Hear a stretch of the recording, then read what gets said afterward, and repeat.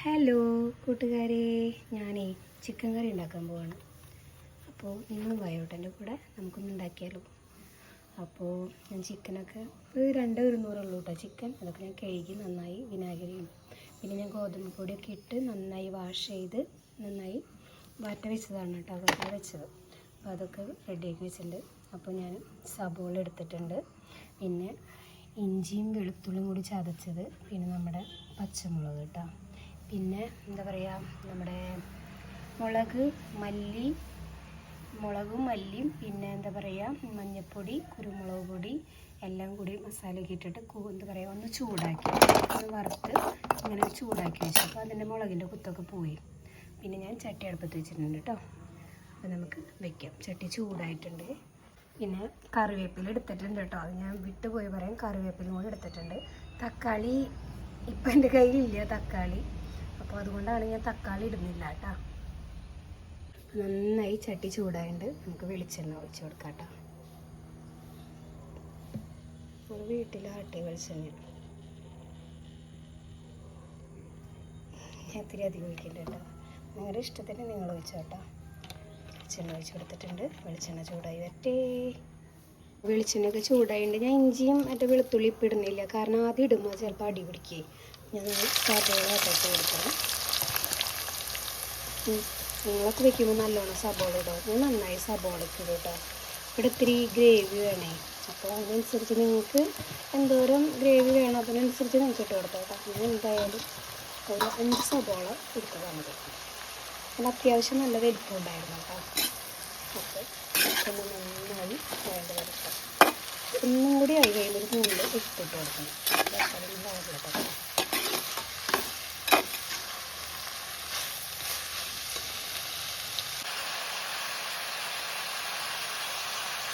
സബോളയിൽ കുറച്ച് ഉപ്പിട്ട് കൊടുക്കാം കേട്ടോ. എന്നിട്ട് ഇട്ട് കൊടുക്കാം.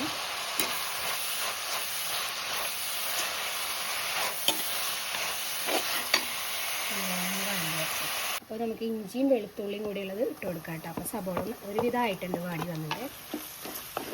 അപ്പോൾ കണ്ടോ, ശരിക്കും എൻ്റെ ചട്ടിക്ക് നല്ല മയക്കം വന്നിട്ട് കണ്ടോ, അത് കാരണം കുഴപ്പമില്ല. അപ്പോൾ നന്നായി ഇതാവട്ടെ കേട്ടോ. എന്നിട്ട് പച്ചമുളക് ഇട്ട് കൊടുക്കാം. പച്ചമുളക് ഇട്ട് കൊടുക്കാം കേട്ടോ. കറിവേപ്പില നന്നായി വേണ്ടി വരട്ടെ.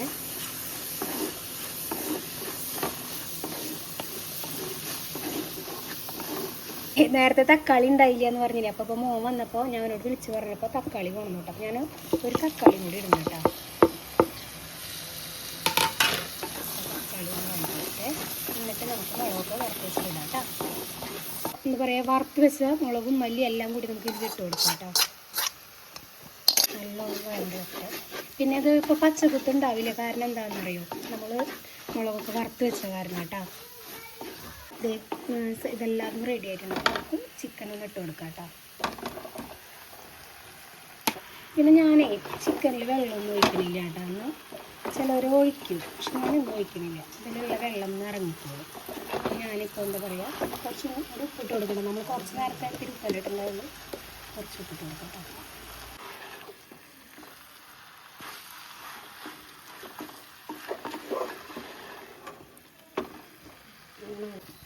ഇത് അടച്ച് വയ്ക്കുക കേട്ടോ.